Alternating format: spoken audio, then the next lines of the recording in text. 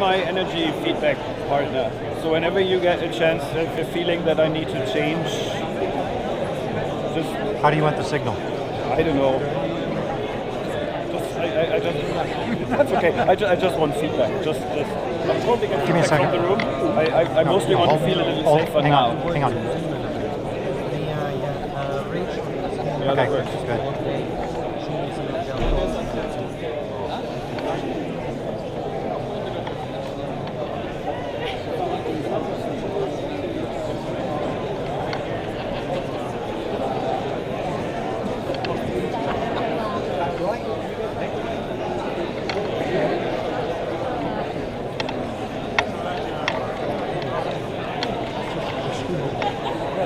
Do me a favor. Rotate slowly. Rotate slowly. Hey, Louis, go sit down.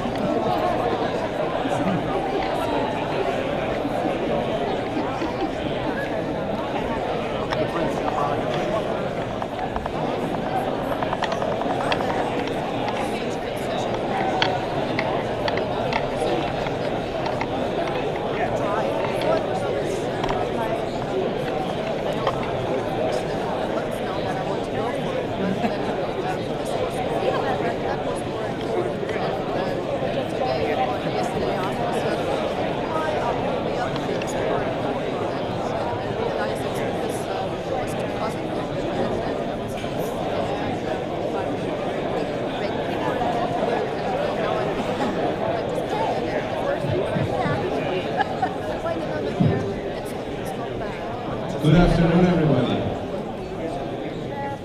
How are you? Exhausted after 3 days? Yeah, energy level is dropping a bit. But we have 4 amazing speakers to leave us with a really, really good message. And we're not going to talk long, right? I hope not. No. All right. So, introducing the first keynote speaker, Björn. I need my cheat sheet. Who was Olaf, I think? It was Olaf. Yes. So, our first keynote speaker, the Mashup keynote speaker, is the famous celebrity we have sitting here in front, Olaf Lewitz, who would like to talk about. Does it matter what I want to talk about? No. Exactly. Any quits? I'll sit down.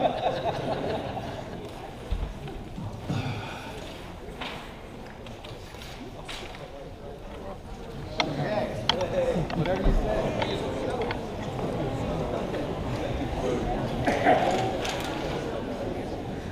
I can't see anything. Is everybody standing? Yeah. Almost there. Okay. Quick show of hands. What was that like? Did you feel invited to stand up? No. Did you feel you had to stand up? Yes. I felt obliged. Did you feel empowered to stand up? No. Okay. Sit down, please.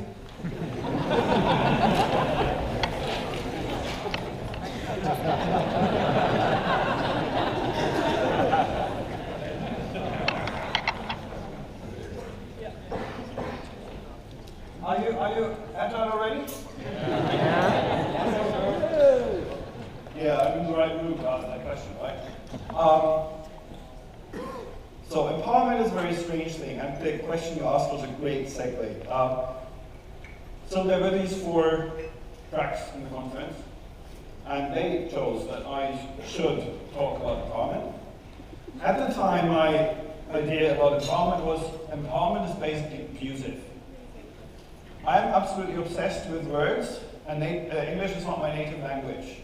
And I thought that empowerment meant that somebody who has power delegates that power under certain conditions for a limited amount of time to somebody else, but is entirely entitled to take it back if you do it wrong. So my first submission to Björn was, I'm going to talk about empowerment is abusive. And I agree with Mark that Mark will explain abuse later in his talk, but I will actually focus on a more balanced view on empowerment. Because having this theses and this provocative statement. I asked a few native speakers, is my understanding of the word actually true? And they said, yeah, not totally. So, yeah, I started to go back and think about what have I actually seen, what works, what doesn't work, and what is it that we actually do in the organization? We say people are empowered. I'm in the really lucky situation that we already had so much great input in this conference, and the authority, at least in my world, on responsibility is sitting right here, and he talked to us yesterday about people having power, people being powerful rather than empowered.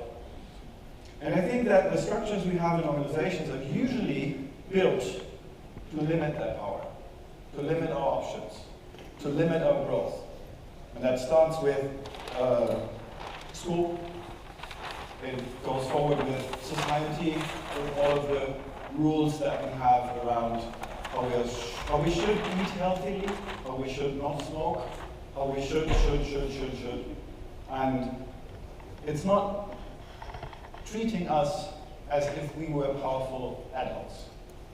And organizations are like that. I'm not sure if that's good or bad. It does provide safety. I know that it limits our options. And one thing that we want to increase in agile organizations and in agile teams and in growth-oriented systems is that people use their power. People use their creativity, their diversity, healthy conflict to create tensions that unleash something new. Right? That's something you would like to see happen in your workplace? Okay. What I have seen over and over and over again, I've been involved in this agile thing since XP came up. That was in another century, and I was actually still programming that. And what we have done a good job with, I think, is creating new structures for having a different way to distribute responsibility in organizations. We all know this command and control label for certain type of organizations we don't want so much anymore, and we're fairly good at replacing the command bit with actually distributing options for doing something, taking on a task, deciding to do something, actually working together to get stuff going. What we didn't do is such a good task, a good job with, is how do we actually check in about the finishing of things? How do we actually structurally in an organization take care of stuff that doesn't go as well as we want to? And I think that the point that Chris made yesterday about accountability not needed so much anymore when we take personal responsibility, I think that's totally true. But I also think that in the learning process, while the people in the organization learn to take full personal responsibility for what they're doing, and while they still have this habit in their heads that some boss is making sure, so through some sort of control mechanism, that the stuff gets done, while we still have this learning process, we need to provide another structure to have accountability in the organization, in the system. Who of you have worked in an organization where the emptying of the dishwasher was a huge source of conflict? Okay, I'm not alone, thank you. It's stupid things like this, right? Everybody in every conversation will honestly say, yes, I'm going to do this. And if it was your own flat, your own dishwasher, you would at some point do it. But in a group, that's hard. And what I think we need is a system where we learn to hold each other accountable without blame. And I'm very quickly highlighting a few things why I think that's hard, and then give you a few options of what I think helps. And it's very small things and very small organizations. In our classic view, in our history, and all the stories we hear, in the organizations we're used to go into, accountability is connected to rank. Position in the hierarchy, a privilege that you have because you have a certain rank. And rank and privilege is something that we rarely talk about. We stop talking about it or stop being aware of it if we reduce hierarchies, if we reduce positions, if we reduce explicit power structures in the organization. These are all lovely things. I don't want to discourage any of these. But what we still have is lots of differences in rank and privilege in our teams, in our groups. In any given group of people, there will be one person who is the oldest. There will be one person, probably an issue of debate, who is the wisest. They might not be the same. There's one person who has been the longest in the company, so he or she has the most knowledge about how stuff works.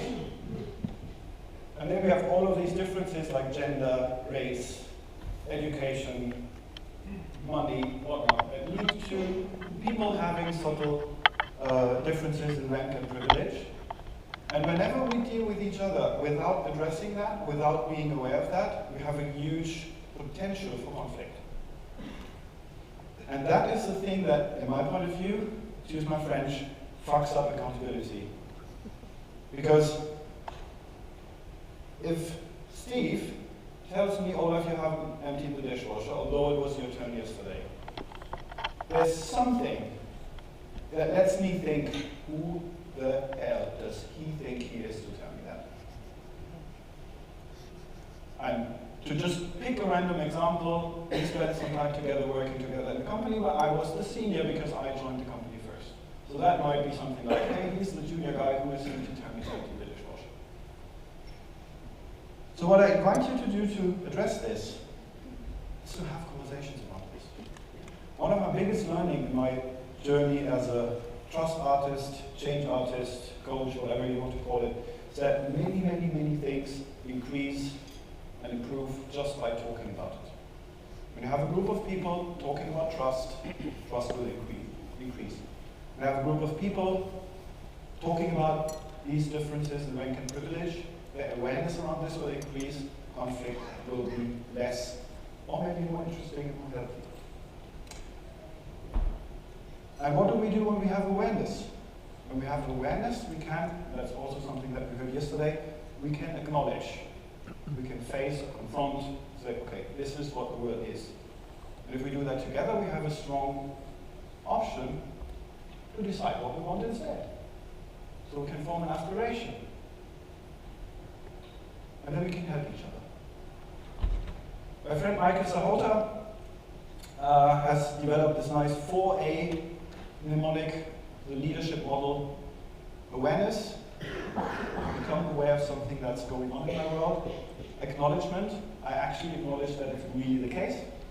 Aspiration, I discover what I want instead, and ask for help, which is my confusion. Which is the key to so many improvement opportunities, asking for help. Getting down from our privileged position and doing something. There are a few minutes left, and this is the end of the conference. And I actually do totally not enjoy having so much attention of so many people at the same time. So I will tweak this into an interactive exercise. Is everybody able to find a partner?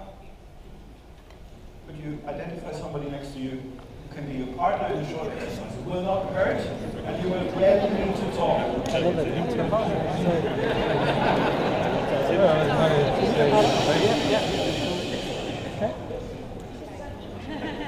Raise your hand if you haven't found a partner. So that you can find one. You may get up. Nothing holding you back. I'm not the only one who's about empowered to stand. Okay. I'll explain the exercise and then I'll let you do it. You will speak 4 words each. Very simple. Everybody can do this. What I want you to think about now is everything that you are currently grateful for. Could be anything, but the most obvious things might be things that happened at this conference this week. Conversations you had, sessions you joined, successes you had, aha moments. And what I want you to do is internally visualize kind of stack of gratefulness. All of the things that you would like to say thank you for to somebody who might be in the room, who might be somewhere else, who might already have left, maybe it's your spouse at home. And when you have that stack of gratefulness, what you will do after I finish my explanations, you will stand up, face your partner, take all of that stack of gratefulness in your head, or in your heart, or wherever you visualize it, and just say thank you together. And the reply to that is, you're welcome. And then you switch, and the other person says, thank you, and you're welcome. And if you choose to, you may show your gratefulness in another way as well, but that's your choice. Any questions? Anybody who needs additional instructions? Okay, go! Thank you, Dennis. Thank you, Chris. You're welcome. Thank you. Thank you. You're welcome. Thank you. Thank you.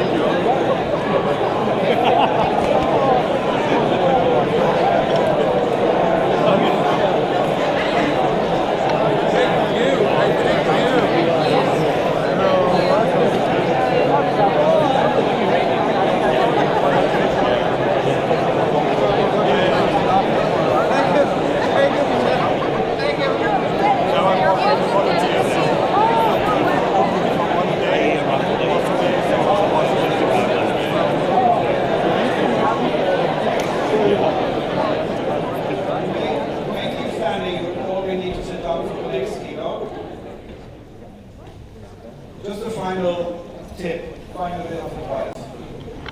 Gratefulness is a Jedi hack. It's a hack to happiness, and it's a hack to human connection.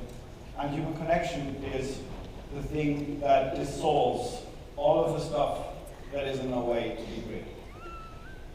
Does that make sense? Okay, so practice gratefulness, and thank you very much, and enjoy Dave Sherrock.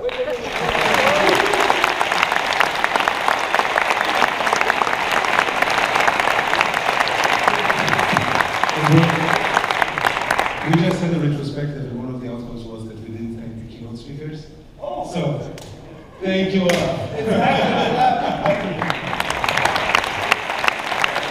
Welcome on stage, Dave Sherrock. I'm very grateful for that introduction. Right?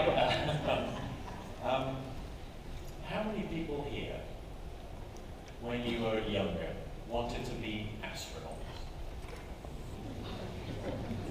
So my goal today, it's just something that I'm getting more and more interested in. I remember growing up, and astronauts in space was something that you were really involved with, and it's now becoming a little bit more of a message there as well. So my goal today is to help all of you become agile astronauts. So I want to talk a little bit about how agile structures and how we work as agile drives learning. Now I'm going to start off talking about Claude, agile Claude. Think back, well, don't think back, you'll have to use your imagination. 1830. It's 1830. Munich in 1830. If anybody's been downtown, Marienplatz was already there. Frauenkirchen was already there. English Garden was 40 years old in 1830. 70,000 people lived in Munich, so it was a small city. But over northwest in Paris, much bigger, bustling city, and in Paris in 1830, Agile Claude was selling his wares. Now, Agile Claude, a gentleman in Italian called Claude Ruggieri, he was a seller of rockets, fireworks. And in order to get people to believe that he could sell them fireworks which wouldn't explode in people's faces and do lots of damage, he would put on a marketing show of some sort every few months where he would fire up into the sky underneath the rocket rodents, mice, rats, rabbits, things like this. And then they would float down underneath the parachute. to try and persuade people that they should buy his rockets. And in 1830, he decided to go one better. He got a big sheep. You can see where we're going on this one. He gets a big, huge number of rockets underneath this sheep. And he's going to fire this sheep up into the air, 200 feet up into the air. And then the sheep's going to come back down underneath a parachute. That guy is Agile Claude. Why do I say that? Because he's like the isolated Agile teams many of us start learning on. We come up with a great idea. Rockets are a great idea. And we try and figure out what are we supposed to do, how do these things work. And over experiments, over time, we put things together and we pull together maybe 1, 2, 3 teams working off the backlog. We all learn what's going on. That's great. Many of you here may be Agile Claudes. Now I mean that in a great way, right? It's a step towards an Agile astronaut. What do I mean by that? Well, Agile Claude, the Agile teams, it's a personal journey rather than an organizational journey. Learning is personal. If you're on a single Agile team, it takes a lot of energy to learn, right? You're always trying things out. If you're on an Agile team, a single Agile team, probably there's one person who's the passionate person behind that team, who's driving that learning on the team. And in fact, if those people leave, that's like Agile Claude leaving, all of a sudden the team collapses back down to the way you used to work, whatever that might be. So this is what we call isolated agility. And learning in isolated Agile teams is very much on the personal level. The organization is not getting anything from it. The product, the benefits that we all want to see don't really flow through. So that leads me on to the next example, which is, if I carry on that space theme, I want to get to the Agile astronaut at some point. That bit is firing satellites into the Earth. So 150 years after Agile Claude, we now have satellites going up in the air. I don't know if you're aware, but since the 60s, over 2,600 satellites have been sent up into the air. 2,000 of those, 2,600 are dead. They're now just floating around, but there's still 1,000 active, live, functioning satellites in the air. And those satellites can range from anything from tiny little devices to things like the International Space Station. The International Space Station is the size of a football field. It weighs 3,900 kilograms. It's a huge thing that's been put together piece by piece over time. And this is an example of synchronized agility, of people getting together and learning to create something way bigger than a single team can create. The single teams are firing rockets up into the air, and even today, you go on YouTube, you can see them doing that all the time in terms of that rocket, sending those up. But they're never going to get a satellite into orbit until you start synchronizing the behaviors that are going together. And that's that next stage of learning in an Agile organization, which is where teams learn from teams. And the way we get teams learning from teams is having them synchronize and deliver together. And there are two critical things you look for in those organizations. One is a heartbeat. You have that heartbeat going on in the organization. That heartbeat is when the integrated product all comes together. We need that heartbeat to be regular and frequent. Because in project management organizations, project management processes, there is a heartbeat there as well. There is a lessons learned, or post-mortem, whatever it might be, but the heartbeat is so long that by the time you have that second one, just like a human body, you're gone, you're dead. The context has changed. People have changed, goals have changed, the product has gone, clients have changed. So you don't have a learning heartbeat in those organizations. In an agile, a synchronized agile organization, those teams working together with a heartbeat, that's how the organizations are learning over and over again. They're pulling things together and they find out things don't work and they learn from that. The second thing you're going to see in those organizations is there are specialist roles. And those specialist roles are like rocket scientists. Those rocket scientists are called delivery managers, or scrum coaches, or scrum masters. They are people who are responsible for that heartbeat, making sure the learning is there all the time. So that's that second sort of group of organization. You have isolated organizations, Agile Claude, great fun on their own, passionate people but learning from that is really difficult. Because as soon as those people leave, the kind of collapses then. When we go into synchronized organizations, now we have teams learning from teams. You have a process there that is learning. You have specialist roles keeping that process going, and it's great. You've got lots of learning stuff going on. Okay?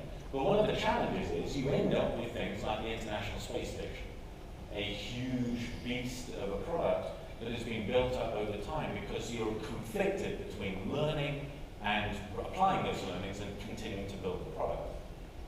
So that leads us to the third piece, the agile astronauts, that is our goal. Right? And these are the organizations that get agile at the root, at the kind of root layer in the DNA. The interesting thing here is you don't have those agile organizations. If you try and get a job with these companies, you can't find the role agile coach or scrum master in those organizations. Agile is in the DNA. And this is like the SpaceX's and the Blue Origins of the world. These are the companies now which have learned from everything that went on before them. All of those experiences that NASA had and the ESA and all of the other space agencies which were government funded back in the day. All of the learnings come from that, but they add on to it a different DNA layer. They add on to it an understanding of learning, which is in the organization rather than in the process. And so when you go to those organizations, you take Blue Origin, for example. Blue Origin is Amazon, Jeff Bezos' company, the space company that he's building. So Blue Origin is Amazon funded, if you like, Jeff Bezos funded, and they're trying to get go to Mars, just like SpaceX, everybody's heading off and doing lots of crazy things out there. Right? In those organizations, learning is in the DNA. We don't talk about it, we just do it. And what I find interesting when you go into those organizations, they're not hiring agile coaches. They don't need to because it's there already, they're in the DNA. They're not looking for process, not worried about that because they get that control from discipline and technology. But when you go and look, for example, and I suggest you do this if you're interested, still interested in that agile astronaut piece. You look at how Blue Origin, for example, describes what they do. They talk about minimum viable product. They talk about incremental delivery. They talk about continual learning. But they don't call it all of that. We'll just recognize it as we look at it when we're working with those organizations and seeing it. And so as we look at agile and amplifying learning, what you see very quickly is we've got to let go of agile being that learning thing because it's in the air that we breathe rather than a process that we're trying to get out of the door. And when you work with companies like Blue Origin, what I find interesting, you look at Blue Origin, they have a motto that they wrote down before the company started working. And that motto is gradatim ferociter in Latin, gradatim ferociter. My Latin's pretty bad, so I looked it up. It means step by step, ferociously. How agile is that?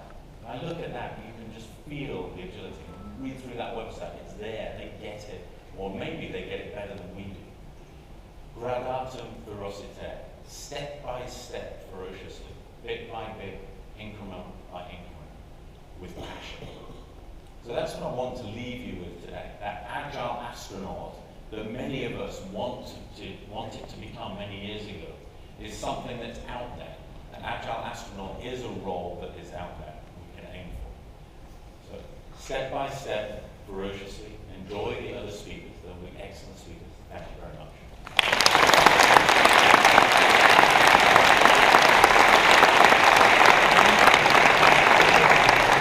Thanks, Dave. The next one on stage, I think he's well known in the agile community, is our excellent Nigel Baker. Thank you.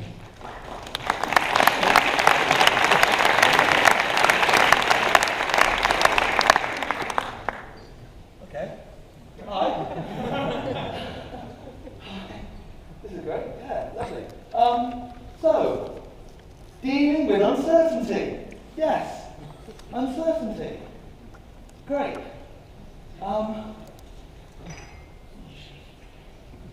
Uncertainty. Uncertainty. Uncertainty. God, I think when I did German in school, I think uncertainty in German is something in German. Kartoffel? Kartoffel? Uncertainty in Kartoffel. I think it's important for all of us to understand how difficult Kartoffel is in organizations, how many different types of Kartoffel there are, and how we...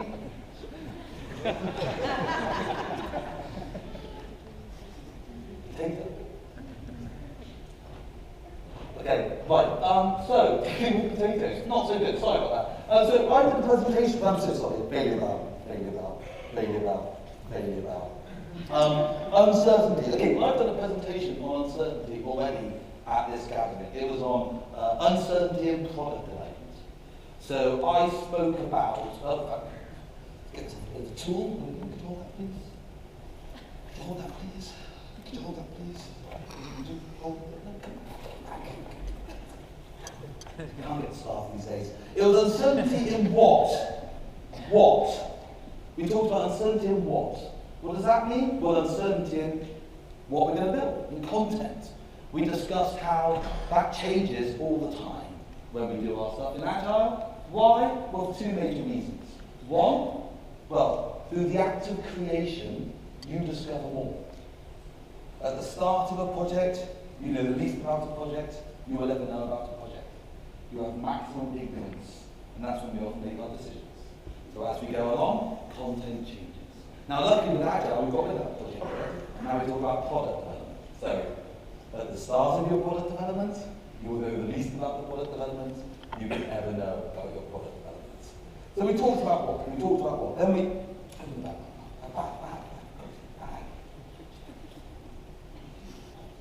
Then we talked about uncertainty in how.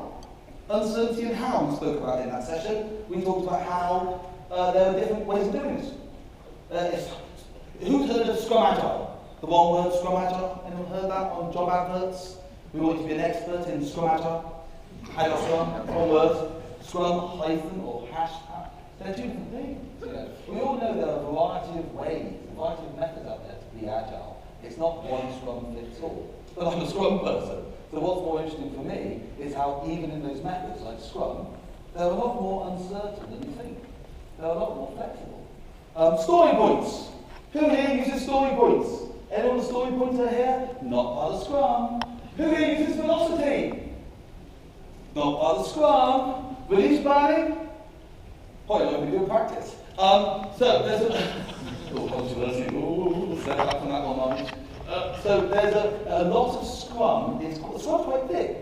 There's a lot of areas where you actually have flexibility to do this stuff. But that's uncertainty. You know, how should we do this? User stories. Who uses user stories? Who abuses user stories?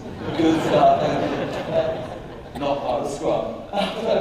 So there's not just flexibility in method, there's flexibility in how we do those methods. In fact, I've got a quote here. I have to write it down, I can't remember anything these days. Got two kids. They're 4 and 2, they're very lovely, but they're not good for memory. You could say that actually the uncertainty comes through the inherent uncertainty in the evolutionary nature of complex systems. Try saying that when you're drunk. Basically, kinetic. You've ever heard of kinetic? The idea is that the content changes because the problems and requirements need to change, and they need to change because the inherent complexity in our problem solutions. We're not making cups of tea. In fact, that we have to have different ways of handling that complex world. Sometimes it has to be retrospectively measured, for instance. So we talked about how. So we talked about that. And what we also spoke about in that session was how some people have tried to get over this uncertainty by being certain. So they faked uncertainty. We see many companies where they've run some lovely experiments with Scrum, had some pilots, had some success, took the learning from that, and copied and pasted it across every other team in their organization. Control-C, Control-V. Control-C, Control-V. Wow, you've got a really difficult, complex product space data. Completely different to the rest of our organization. Control-C, Control-V. Copy and paste, and you are done. So, we've spoken about what, we've spoken about who. Now, the third thing we spoke about in that presentation, by the way, who came to that presentation? Yeah, somebody really missed out. We spoke about who. The who of product development. So what do we mean by who? Well, we don't mean by who dodgy scrum. So the idea is, oh well, we're going to be uncertain about who does what in our project.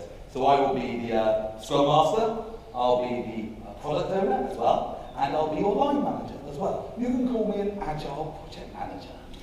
How's that? Is anyone here called an Agile Project Manager? Anyone? Stop! No, sorry. So sorry. Just came out. So the what you mean by uncertainty and how, or who, sorry, uncertainty and who is Agile coaches, Scrum Masters, Agile practitioners. Show of hands who would regard themselves as Scrum Master, Agile coach, or some form of serious Agile practitioner. Stand up, please. Stand up if you're an Agile coach, a Scrum Master, or some sort of serious form of Agile practitioner. I don't know why I made you stand up, but it seems like a good idea. There's quite a lot of people on these conferences, that's unusual. Sit back down again now, please, sorry.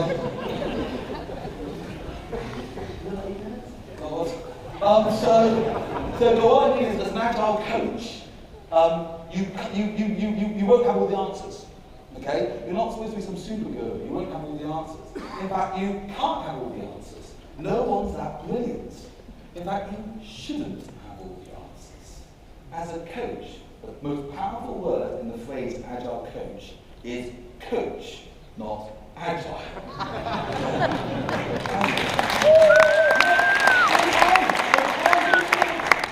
Applaud me later, maybe carry me out on your shoulders, that's fine. Drinks, maybe. No, so the idea is, as an Agile coach, I have to be open-minded, I have to listen, I have to help other people reach their answers rather than give them answers. And that was a presentation, it was an hour, I've done it in 8 minutes. Fantastic. This is dealing with uncertainty.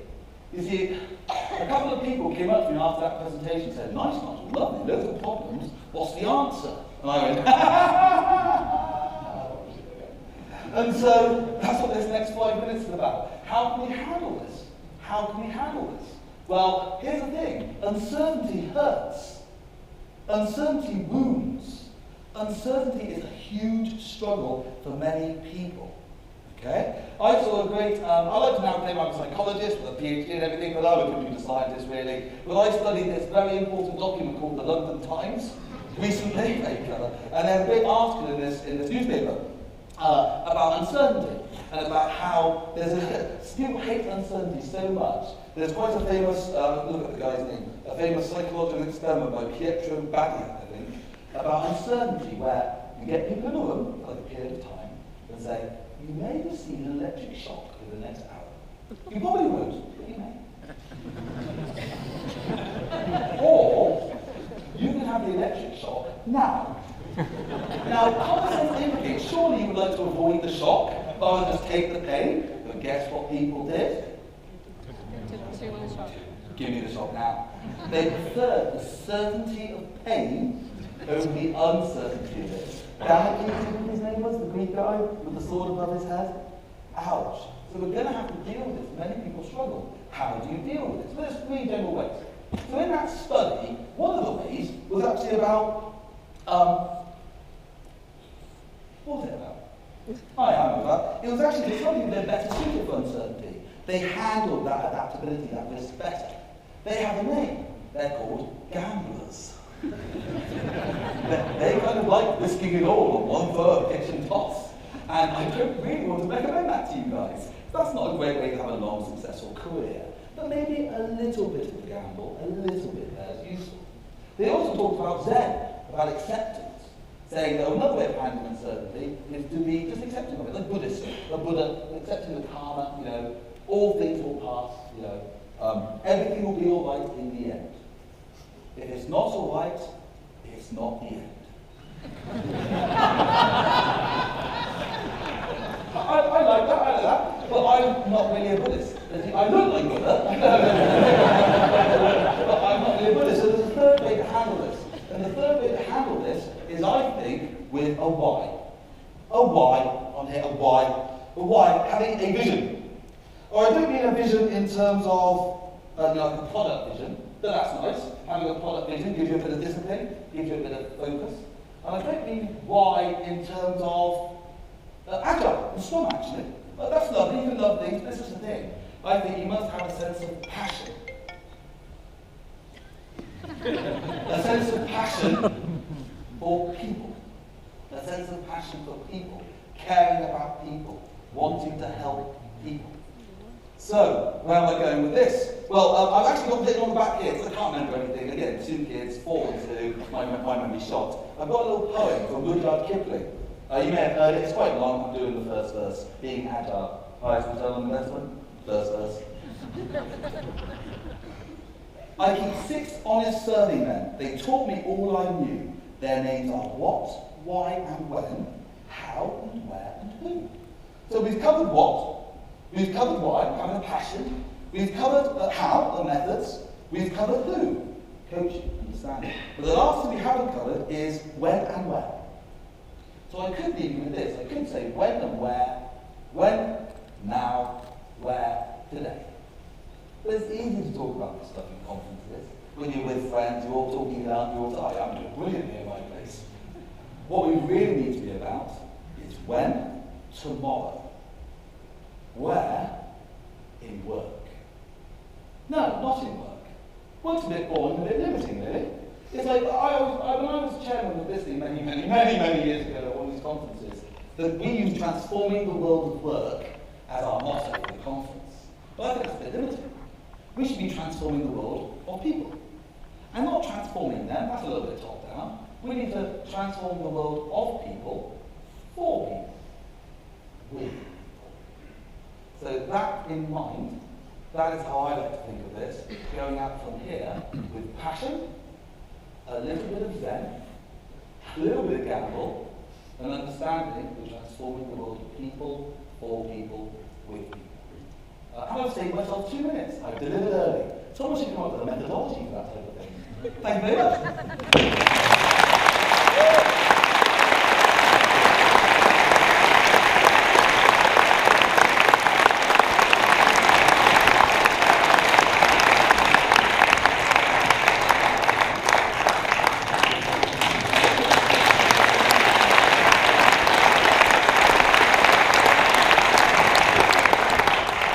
Next up, Mark Summers.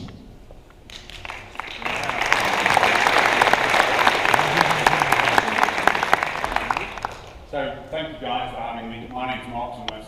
I'm actually from the UK, but I now live in Germany, so I've managed to perform the reverse Brexit already. I'm an agile coach and trainer, but I'm also a professional coach. And I'm here to talk with you today about how do we use our agile coaches. But more than that, I want to explore how transforming the world of work is actually about investing in people, building capability within our organisation so that once that agile coach leaves, we won't be left with a big mess. So, let's look at the world. Why am I so passionate about coaching? Why do I think it's important? Well, let's look at the world of professional coaching. Now, there's not one definition of what that is, but most great coaches have a certain mindset, something that centers us all. As a coach, I believe everybody is an individual. All people are great in themselves. We can't treat people as resources. Also, everybody is always trying their best in any given situation, even me at this moment. So when I go into an organisation and somebody says to me, Mark, go fix that team, it's never a performance issue. It's always something to do with the environment around them, or maybe the perception of the environment around them. Maybe some weight, maybe some organisational policy, maybe it's the way they're being managed. It's not one right. In fact, coaching is not about fixing people. It's about helping people think. It's about helping people with their choices.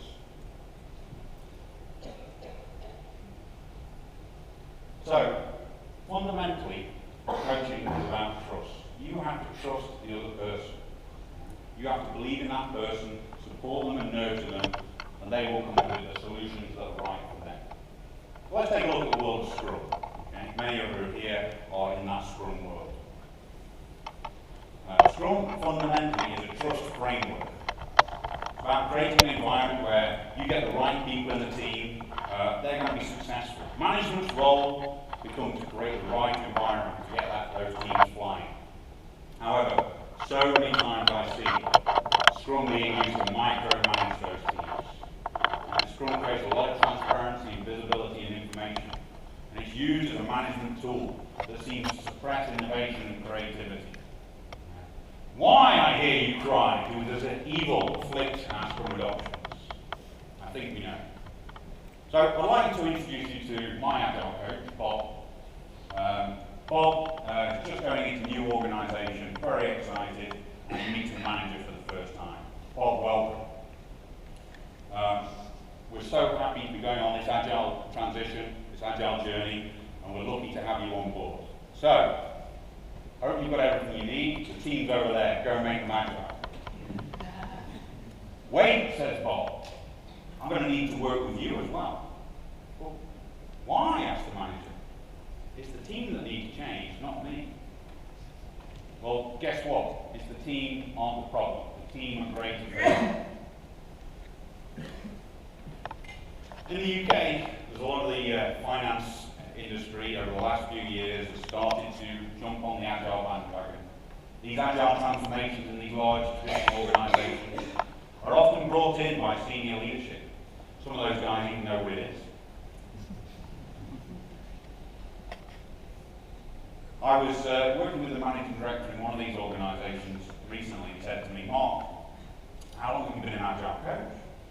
And I said, well, over 10 years. At this point, he looked rather shocked, disappointed. I thought I had failed some kind of interview or something, but actually, he was disappointed that he wasn't leading some kind of crusade. These organisations are not early adopters. We probably had a lot of success, many of us here, in our first organisations where we adopted Scrum. Some of these organisations are very different. We can't treat them the same. So, some of these organisations take the approach, we need 100 Agile coaches. Maybe they do, maybe they don't. Why not 500? And then, of course, when these coaches come into the organisations, they're directed to work with the teams or sort out the issues with the tools. And because we need to know that they're adding value on a weekly basis, they have to send in reports about, does my team run retrospectives? Tick. Does my team have an information radiator? Yeah, we manage that one too. Do we know who the product owner is? Well, let's not talk about that. So, I remember one team who I was working with many years ago now, 2008, part of a large organisation, and I went in there, and it was one of the pilot projects that they were running, the second one they'd run in the organisation. I came over to the team, and I was petrified at first because one of the developers had a how to write assembler on his desk, and most of the product was going to be in COBOL. It was a finance institution, so they'd been overcharging some of their customers and undercharging others, so they had to fix that and give money back to people. So typical finance project.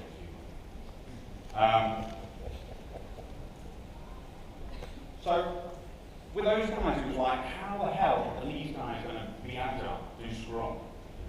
They didn't have a product backlog till the end of the project, so they didn't know what they had to fix. But I trusted the team. And by trusting the team worked it out. They had a cross-functional team. They even had a business actuary in the team. Yeah? You always want one of those guys in the finance industry in your team. They were like mathematical genius. They understood the policies. The quality level that they built in was amazing. No defects. They delivered the project 2 months earlier than similar projects. Happy stakeholders. A success. So in the final retrospective, I asked the team, are you going to stay together as a team and run Scrum on your next project? They said no. Their faces went from happy, smiling faces to sad faces. They said no, the manager won't let us. So I went to speak to this manager. And he said, oh yeah, Scrum's been brilliant, we love doing Scrum, but the next project is just way too complex. And of course, at this point, telling him that maybe Scrum would be a great thing to use in an uncertain and complex environment, he didn't quite watch. But what I really sensed was fear.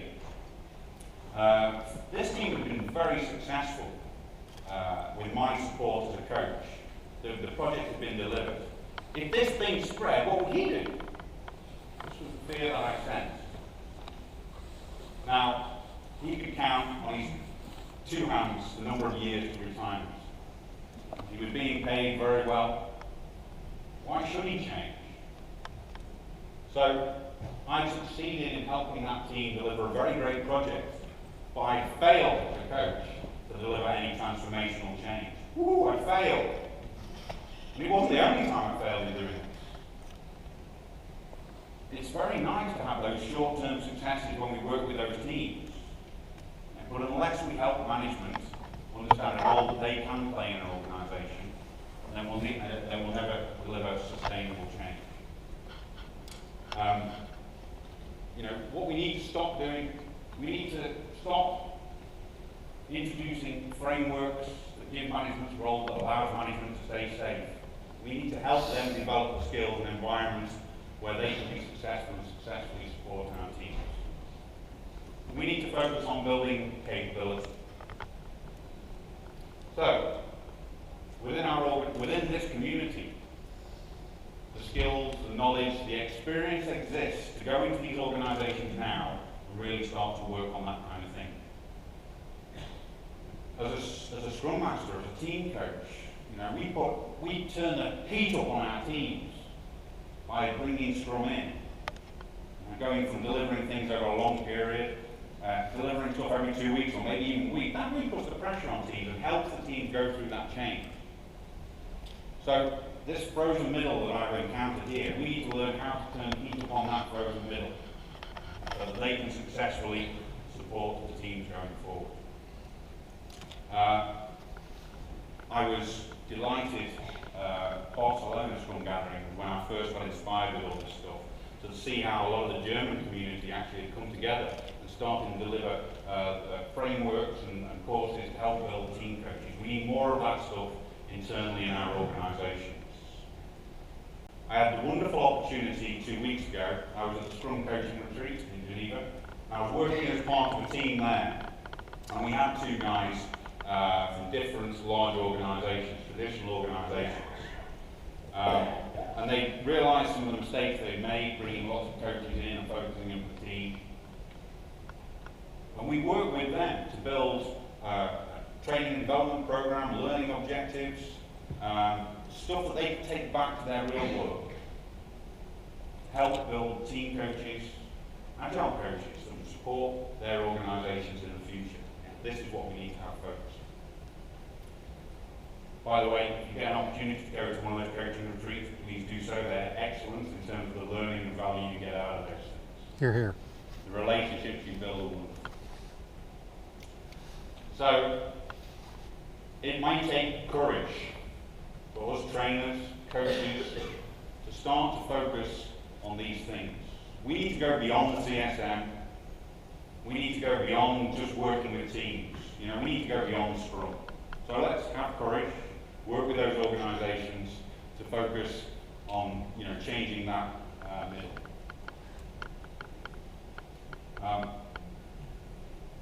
To those of you who are working in organisations, don't focus your coaches on the team. Yes, your team needs support, and they need to know what Scrum is, but trust the team.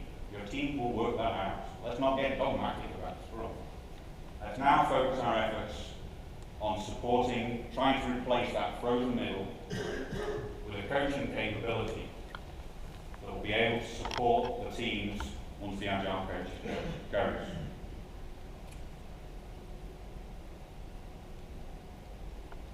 Let's not stay safe. Let's focus our efforts on building capability, supporting middle management in the way forward, and having sustainable change.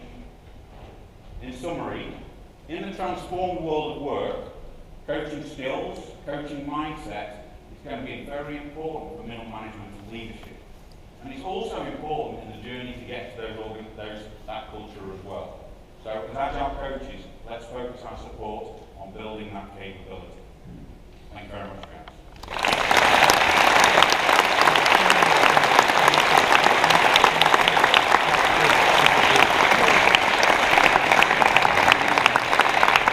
Thank you, Mark. So, a couple of things to wrap up. Only small one. So, first of all, I would like to have a huge round of applause for all of you, please, because you make this conference becoming a big success.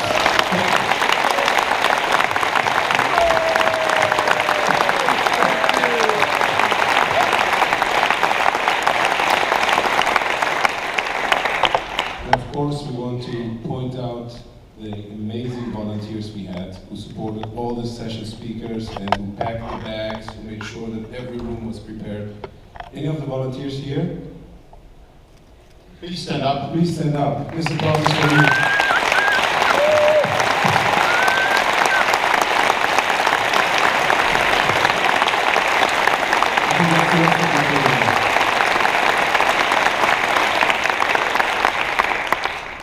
Also, we'd like to thank the Scrum Alliance staff, first of all, for giving us the opportunity to co-chair this gathering, and second of all, for making all of this happen.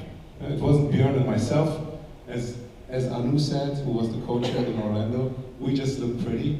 The actors on stage. But the work is done by other people, and they did an amazing job. Thank you very much.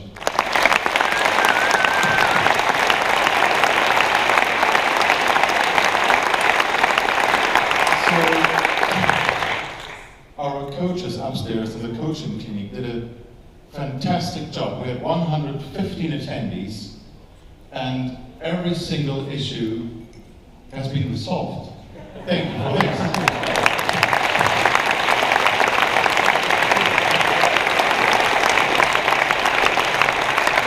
And now I'd like to hand over to the CEO of Scrum Alliance, Mr. Manny Gonzalez.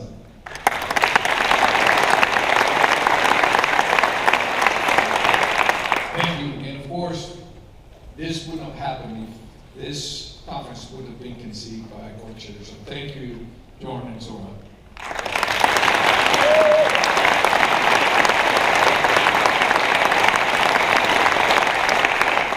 You know, and as they mentioned, and the speakers mentioned, and I hope that everyone here got a little bit of something how to better confront this new world that is fast changing and full of uncertainty. Like somebody said, if we just focus on the positive, it's exciting. The future is being created as we speak by everyone that participated in these conferences. The movement is growing faster than anybody can imagine. We as an organization have been growing at a rate of 30% year over year, every year for the past 3 years. We have 550,000 members in 182 countries. This is beyond anything I would have imagined this movement going to. Like Nigel said, we're not just transforming the world of work. This is deeper than that. We are transforming the world. So thank you for making that change. I also want to take advantage of the opportunity, to thank a group that make these conferences possible and feasible, and that is all of our sponsors. Without their economic support and with their guidance and products that help us make the world better, this wouldn't be happening. So please, an applause for our.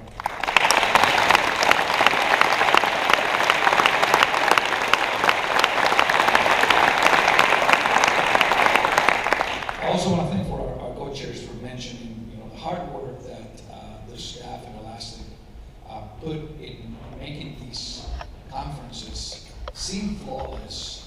It takes a lot of work. It takes about a year for the team to put these together in endless hours. And if the team could stand up, please, and say hello.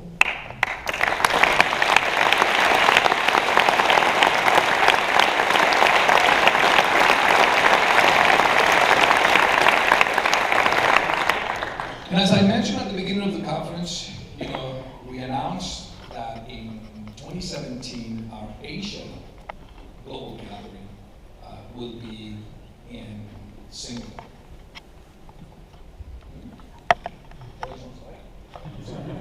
Where will we have our next gathering? I've loved all of the venues so far, and I think I trust you to choose a good one. I haven't been to Vienna, and I heard the cake and coffee is really good, but I know that the first one gathering was in Vienna, so I don't know if that's likely to happen. Madrid. Sorry. You mean Madrid. Rome would be pretty awesome. Or Venice. I would love to see the next European gathering in Monaco. It's a long time, but I think that'd be amazing. Somewhere in Italy? I think that would be a great place for 2017 gathering. I think it would be in Dublin, Ireland.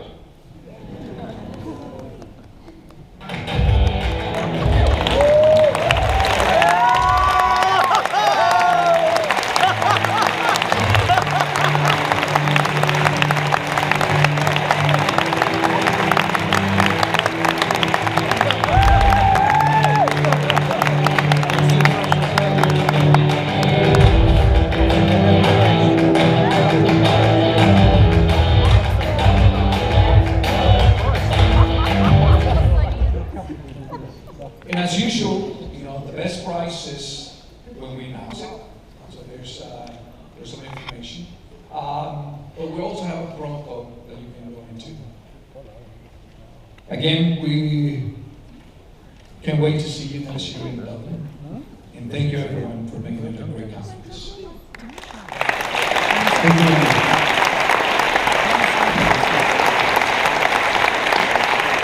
We have 3 amazing gatherings waiting for us next year: San Diego, Singapore, and Dublin.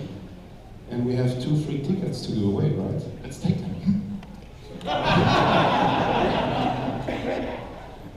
And the winner is Björn Jensen.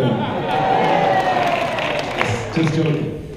So we are incredibly lucky. Sorry, 3 days, 5 days actually. Speaking too much, a bit. And we'd like to invite on stage our 2 co-chairs for the San Diego gathering, Kim and Beck. Please come on stage. So if they draw our names, no one's going to be suspicious. Right?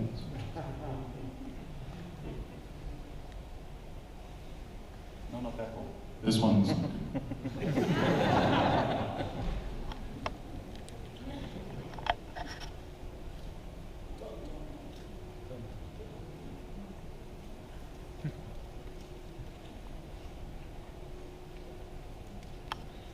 And the winner is, wait, Bjorn, you're not supposed to put that in.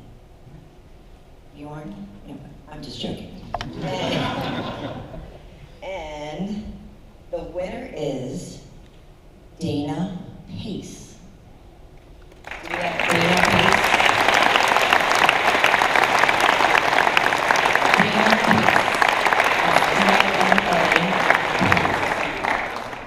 All right, that is one good opportunity to stay for the ending. I'm with him.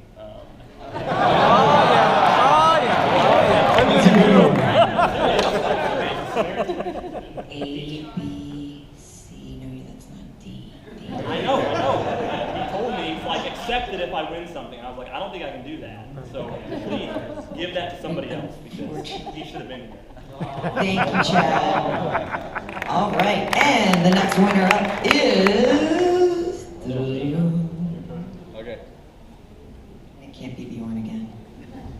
Is there a Donna Marie Lee in the house?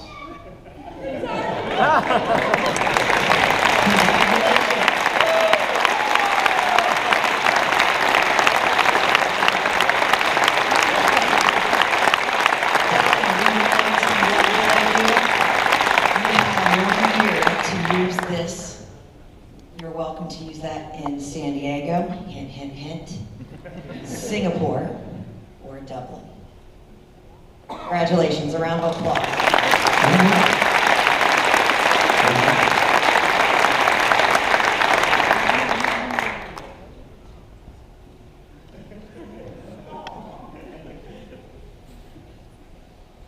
And the second winner is Florian Dienauer.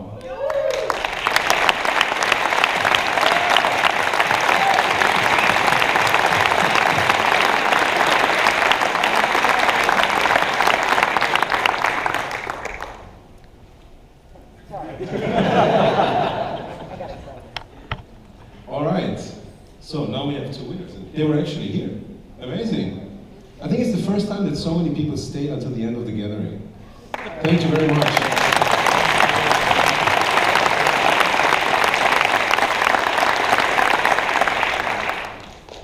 I think that's it, right? Yeah. Any slides coming up? No. No more slides. Okay, just one more thing. Only a small thing. Stuart, our great visual facilitator, asked me just to say something about the great visuals in the back of the room. They are for free. If somebody would like to take them, please make a good photo, share it on Twitter or something, and take it with you if you want to. And before we do that, thank you very much, Stuart.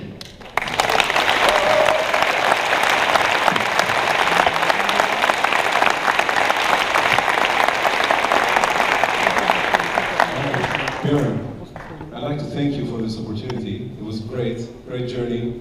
Oh, honey bunny, thank you.